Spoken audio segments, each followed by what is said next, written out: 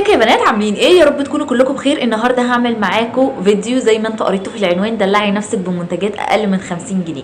يعني ايه دلعي نفسك بمنتجات اقل من 50 جنيه؟ يعني انا النهارده هجيب لكم منتجات باقل من 50 جنيه انا حبيتها، شايفه ان هي سعرها يتعدى ال 500 جنيه. بس المفاجاه النهارده ان انا مش جايبه لكم الفكره دي لوحدي، انا جايبه لكم الفكره دي مع 5 يوتيوبر تانيين عشان كلنا نستفاد، عشان انا نفسي اعرف وهموت واعرف هم هيعملوا ايه، ومستنيه نزول الفيديو بفروغ الصبر.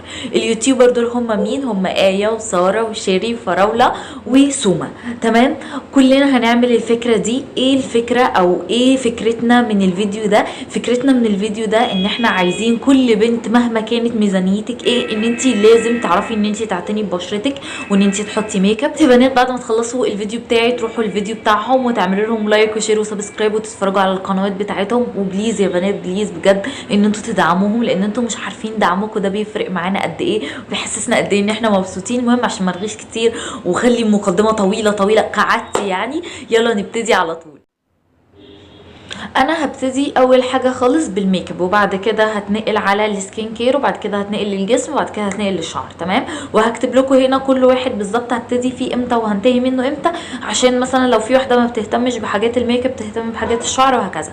تمام، المهم يلا عشان مرغيش كتير. اول حاجه خالص عايزه اتكلم عنها في المنتجات بتاعه البشره هي الغسول.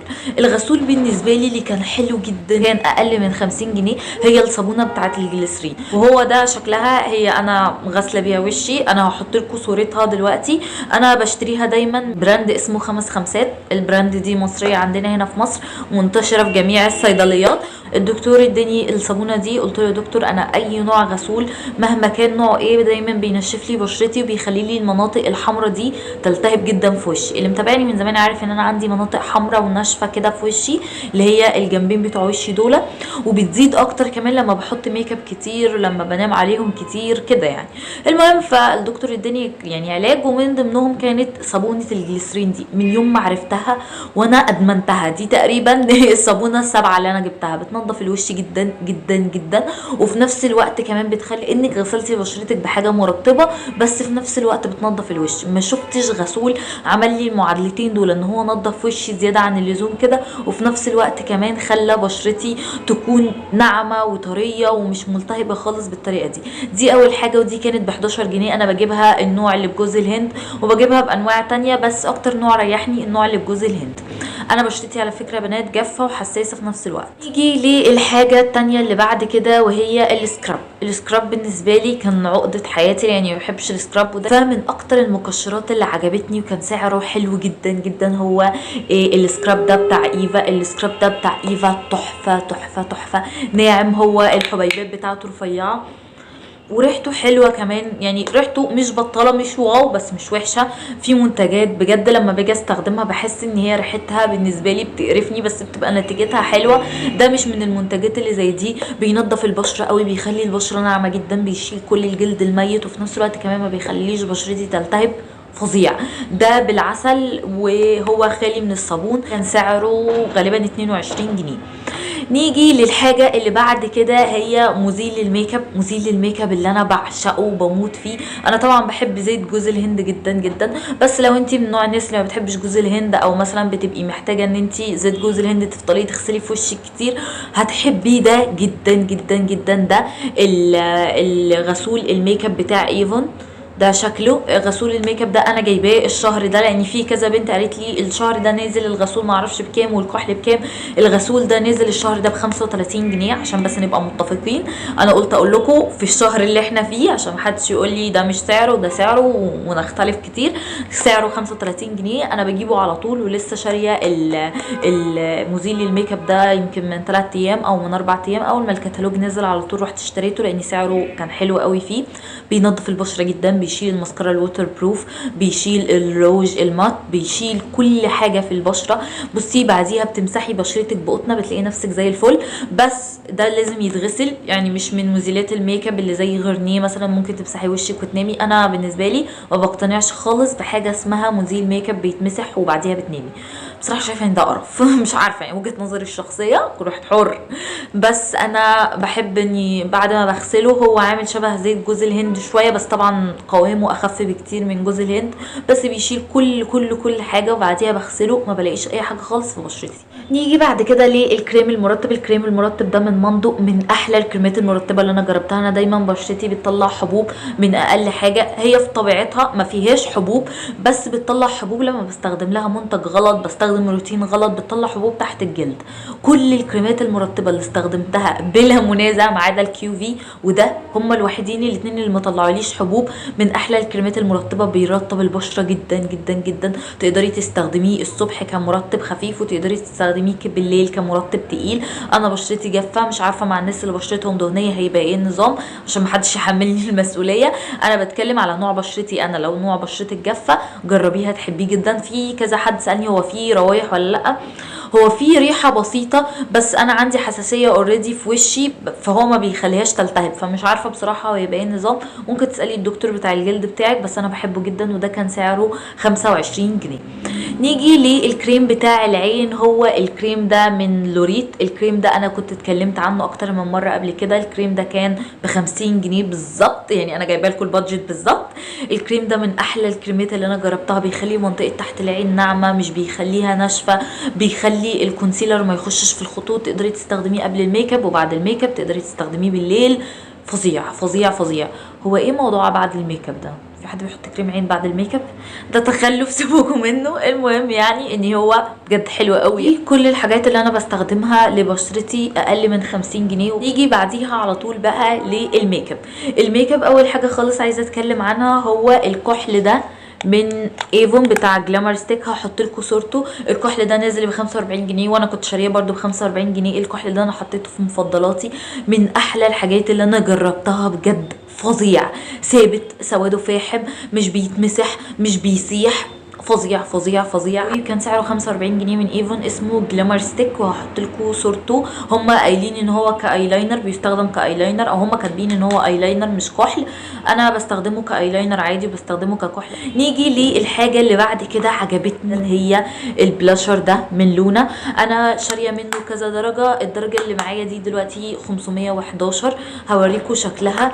البلاشر بتاع لونا ده فظيع.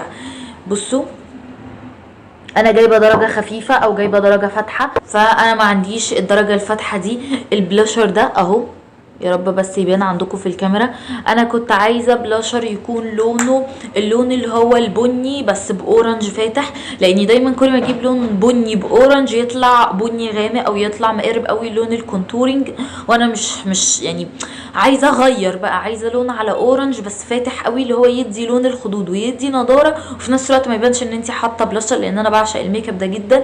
فاشتريت البلاشر ده مؤخرا، وعندي كذا لون منه، بس دي اكتر درجه انا حبيتها اللي هي 511.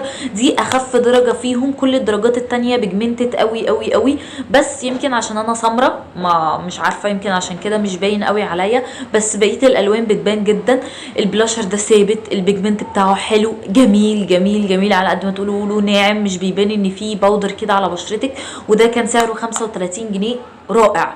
الحاجه اللي بعد كده البلاشر ده من تشاو. انا اتكلمت عنه قبل كده في الفيديو بتاع مفضلاتي، واتكلمت عنه في الفيديو بتاع ان انتي تعملي ميك اب ولبس وحاجات كده باقل من 700 جنيه. اتكلمت عنه، من اكتر الحاجات اللي انا بحبها. سعره كان 35 جنيه.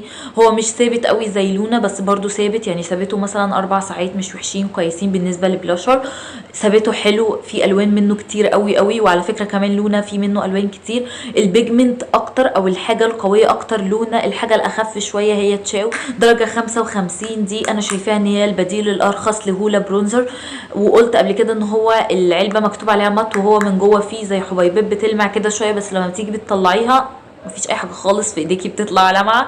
بصراحه مش عارفه ايه ان هم عاملين الفكره دي، يعني فكره ايه ان انا ابقى حاطه جليتر جوه واكتب عليه ان هو مط، ولما اجي اطلعه على ايدي ملاقيش جليتر. يعني ده تقريبا البلاشر السحري زي الروج السحري كده، بس مش فاهمه ايه ميزتهم بالظبط او ايه فكرتهم بالظبط، بس يعني تمام ما علينا مش مهم. ونيجي للحاجه اللي بعد كده، هو جل الحواجب ده من مارك، من احلى جل الحواجب اللي انا جربتهم، ثابت بيجمنت جدا، شكله حلو قوي قوي على الحواجب، مش بيوقع شعر الحواجب، سهل في الرسم كده، تلاقيه طري معاكي بيروح ويجي معاكي، وفي نفس الوقت كمان ثابت طول اليوم.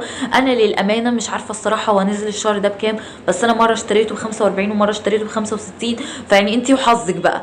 بس هو عموما ما بيزيدش عن 50 55 60، ما بيزيدش عن كده يعني. بس من احلى الحاجات اللي انا جربتها، وبجد حلو جدا جدا جدا.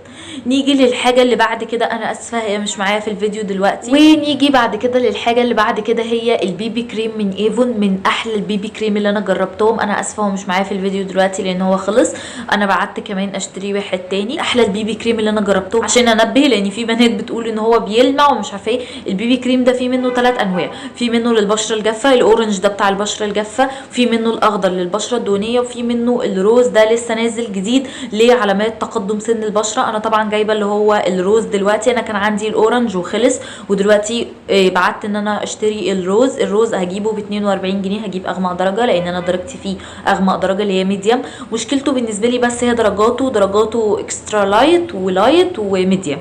ميديوم دي اغمق درجه اللي هي درجتي بالظبط. فدي حاجه يعني محبتهاش قوي، لاني طب افرض في حد اغمق مني، انا عارفه ان مفيش حد اغمق مني في مصر، بس يعني لو في حد اغمق مني ممكن ان هو يعمل ايه بصراحه معرفتش. بس هو من الحاجات اللي انا حبيتها، تخطيط متوسطه يعني، بيثبت شكله بشرتك جدا كانك مش حاطه حاجه خالص على بشرتك، وفي منه لجميع انواع البشره، فاللي هو تمام. انا جبت منه اللي هو بتاع علامات تقدم سن البشره، مش عشان حاجه، انا عندي 17 سنه 19 20 ومش هزود ولا سنه كمان اكتر من كده يعني، بغض النظر اني مش مهم خالص السن في الفيديو. المهم ان انا جبته بتاع تقدم علامات السن، مش عشان انا كبيره خالص اطلاقا ابدا بتاتا، عشان انا بس مش اكتر اني بتاع علامات تقدم السن. لو مثلا عندك هنا خطوط، لو عندك هنا خطوط كده يعني، بيبقى بيفيد اكتر. انا لسه ما جربتش بتاع تقدم علامات السن للامانه، انا جربت بس اللي هو لونه اورنج، ده كان للبشره العاديه والجافه، كان حلو قوي، بيرطب لي بشرتي، بيدي جلوي كده للبشره رهيب فظيع بجد. فلسه هجرب الروز وهقارنه لكم هما الاثنين ببعض. نيجي للحاجه اللي بعد كده، هي الروج ده من تشاو. الروج ده فظيع فظيع فظيع، ثابت بيجمنت، فكرني بالظبط في الروج نفسه او الكواليتي نفسه بتاعت الروج بالروج بتاع سيفورا، من احلى الارواج اللي انا جربتها في حياتي. الروج ده حلو قوي قوي قوي، انا بس للاسف ما عنديش منه غير الدرجه دي، درجه كده على بيتي. بس هو مشكلته ريحته بشعة. انا مش من نوع الناس الفرافير بقى اللي بتتضايق من الريحه واخيه وايه القرف ده، بس بجد يا بنات ريحته مش طبيعيه.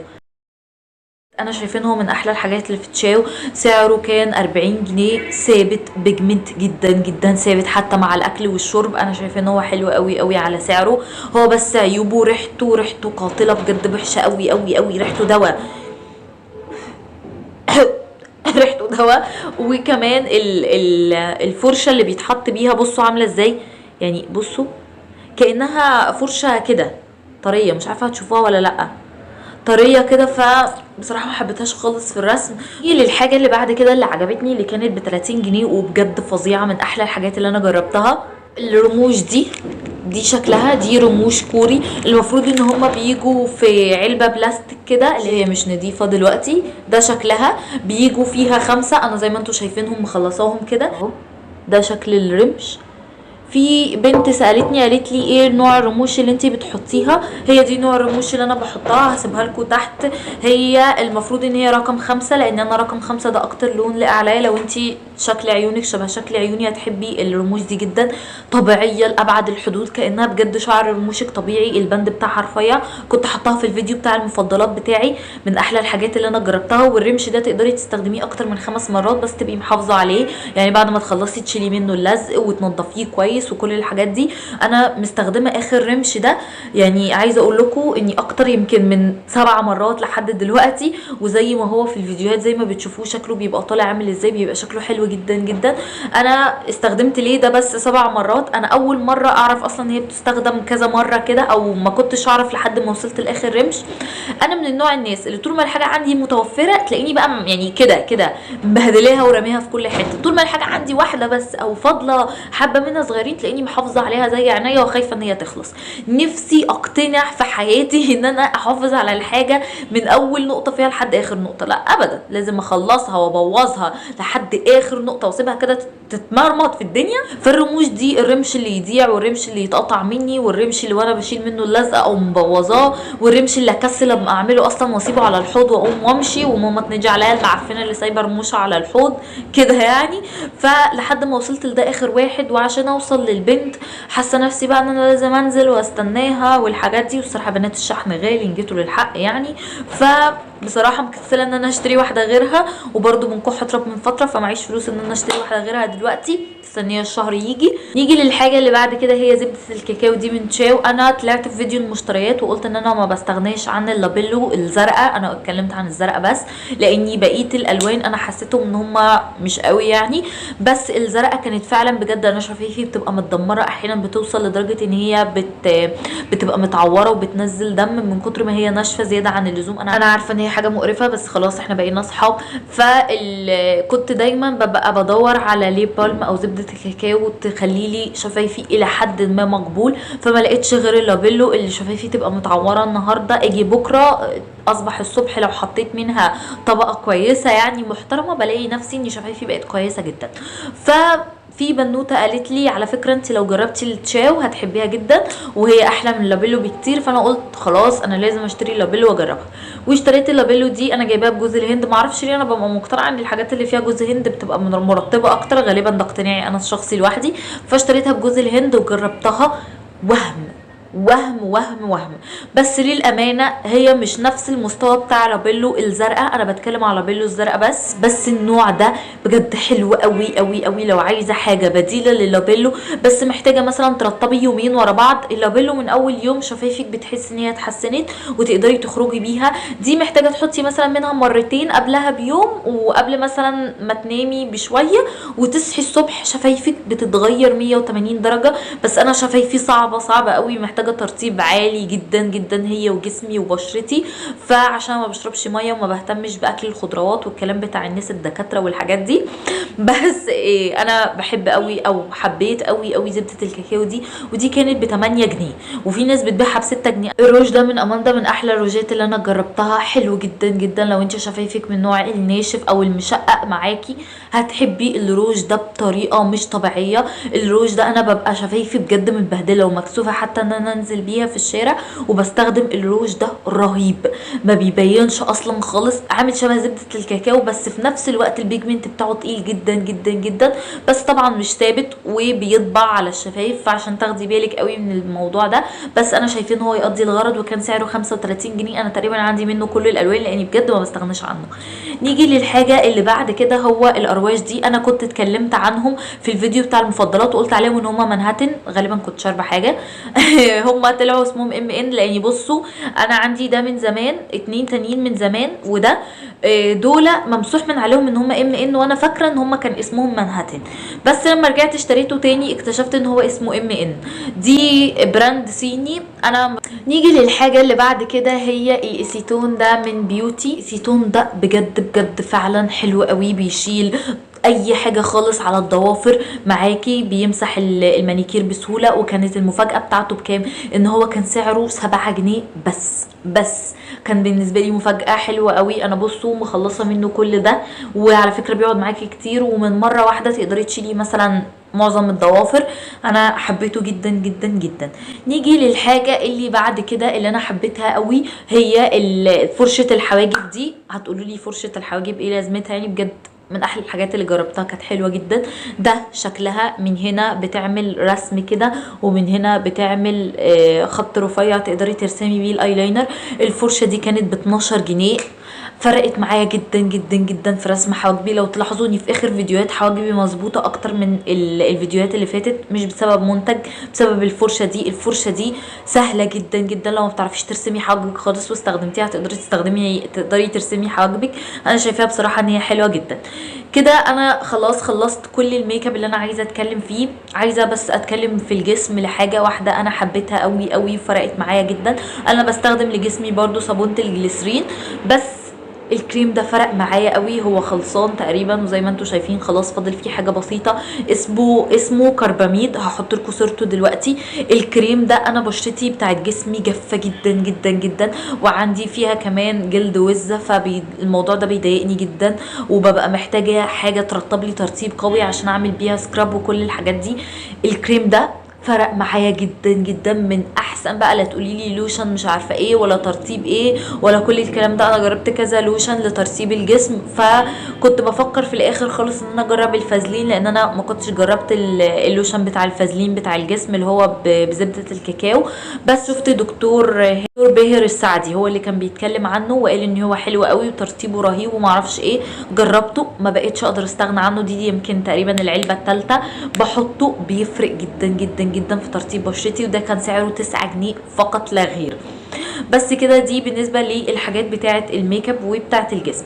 نيجي بقى للحاجات بتاعه الشعر. من الحاجات اللي فرقت جدا جدا في شكل شعري وهي حلوه قوي واتكلمت عنها في الفيديو بتاع العنايه بالشعر، هو البلسم والشامبو. دول من جليس بينضفوا الشعر جدا جدا. البلسم مش بيوقع لي شعري، بينضف لي شعري كده من العمق، حلو جدا جدا جدا على قد ما تقولوا. انا بجيبهم هما الاثنين في عرض دايما من فتح الله ب 45 جنيه الاثنين، الشامبو والبلسم. من اكتر الحاجات اللي فرقت مع شعري، بيسيب لي شعري ناعم، بيسيب لي شعري مش هايش مش مكسر. انا اللي يعرفني يعرف ان انا مش بستخدم السيراميك كتير او مش بستخدم البيبيليس كتير، لاني من نوع الناس اللي بتخاف على شعرها قوي لحد قبل ما اقصه طبعا. بس حتى بعد ما بقصه ما بستخدمش البيبيليس كتير. يمكن في الفيديو اللي فات بس استخدمت البيبيليس لاني كنت طالعه من عيد بقى ونظافه وكل سنه وانتم طيبين وكده. لكن دلوقتي بصوا ده شكل شعري الطبيعي عادي، ما مش بحتاج قوي ان انا استخدم البيبيليس، لان انا بحس ان العنايه بالشعر اهم بكتير من ان انت تستخدمي بيبيليس على طول. فالحاجات اللي فرقت جدا في شعري هو الحمام الكريم ده والشامبو ده. كمان كريم باريس من اكتر الحاجات اللي انا بحبها. الكريم ده في كذا بنت سالتني اللي ما يعرفش بيتجاب منين، في مكان اسمه سنتر كرم في المنشيه، ده عندنا هنا في اسكندريه في المنشيه. في مكان عند سوق ليبيا كده في مكان اسمه سنتر كرم مشهور قوي، بيبيع حاجات بتاعت ميك اب وبتاعت وش وبتاعت شعر. عنده حاجات اوريجينال زي سيبيل وتشاو واماندا وحاجات دي، وعنده حاجات كوبي شبه بريتي وومن والكلام اللي شبه كده، دي او المنتجات الصيني يعني. عموما اشتريت منه كذا حاجه. على طول بجيب من عنده الكريم بتاع الشعر بتاع باريس. كريم الشعر بتاع باريس انا بنبه تاني، لو شعرك مش فتلته تخينه ومش ناشف او مش محتاج ترطيب عالي مش هتحبي الكريم ده خالص، لان الكريم ده بيلزق الشعر وبتستخدمي منه حته قد كده بعد ما بتغسلي شعرك على طول. مش كريم دهان يومي عشان تسرحي بيه الشعر، مش زي مثلا كريم لوريال اللي تقدري تسلكي بيه شعرك وتسرحي بيه شعرك. لا، الكريم ده انت بس بتستخدميه بعد الحمام. انا بنبه لان في بنت جابته وقالت لي على فكره ده بيلزق الشعر جدا، وانا ما حبيتوش. انا نبهت مره واثنين وثلاثه، انا شعري محتاج ترطيب قوي او ترطيب عميق. والكريم بتاع باريس انا لسه سائله عليه امبارح لان في كذا بنت سالتني عليه. في اماكن بيبيعوه ارخص، بس سنتر كرم بيبيعوه ب 50 جنيه. من الحاجات اللي انا بحبها جدا جدا جدا. بس كده يا بنات، هي دي كل المنتجات اللي انا استخدمتها اقل من 50 جنيه. بيتهيألي ان انا كده جبت لكم الميك اب وجبت لكم العنايه بالبشره وجبت لكم العنايه بالجسم وجبت لكم العنايه بالشعر بمنتجات اقل من 50 جنيه. مالكيش حجه ان انت تقدري تستخدمي اي حاجه باقل من 50 جنيه. انا شايفه ان الميك اب في الاول وفي الاخر حاجه مش اساسيه، حاجه رفاهيه. كلنا بعد كده يعني لو حاطه بلاشر ب 500 جنيه وحاطه بلاشر ب 35 جنيه، على فكره بجد لو نوع البلاشر حلو صدقيني مش هيفرق. انا استخدمت حاجات هاي اند واستخدمت حاجات بدراج ستور، بقولك اني بجد مفيش فرق كبير. الفرق دايما بيبقى في بشرتك نفسها. فاصرفي اكتر على علاج بشرتك او على ان انت تبقي مهتميه ببشرتك. على فكره مش لازم خالص خالص ان انت تستخدمي حاجات غاليه. انا استخدمت حاجات غاليه كتير قوي، والحاجه اللي جابت نتيجه مع بشرتي هو كريم تقشير كان اسمه ادابلين او ادابلين مش عارفه اسمه بالظبط، هو بتاع تقشير الحبوب. انا استخدمته للحمار اللي في وشي وبجد فرق معايا فرق كبير قوي قوي، كان ب 12 جنيه. قبلها استخدمت حاجات ب 400 جنيه وب 500 جنيه وما عملتش معايا اي حاجه خالص. مش معنى كده ان الحاجات الغاليه ما بتعملش، بس معنى كده اني شوفي العلاج الصح واصرفي عليه صح. في الاول وفي الاخر لو مهتميه بجد ببشرتك يبقى كل الميك اب عليك هيطلع حلو. ولازم لازم لازم تهتمي ببشرتك من وانت في سن صغير، لان بجد لو عندك قشور في وشك، لو عندك حبوب تحت الجلد، لو عندك حبوب طالعه، مهما استخدمتي ميك اب غالي صدقيني مش هيفرق. وبس كده يا بنات، هو ده كان الفيديو بتاع النهارده. اتمنى ان انا ما اكونش رغيت كتير، هو انا رغيت كتير جدا. يا لهوي مدة الفيديو معدية ال 25 دقيقة، اني اسف. المهم ما علينا، عشان ما بقاش رغيت اكتر من كده، ما تنسوش تعملوا لي لايك وشير وسبسكرايب، وتروحوا تتفرجوا على البنات في قنواتهم وتعملوا لهم لايك وشير وسبسكرايب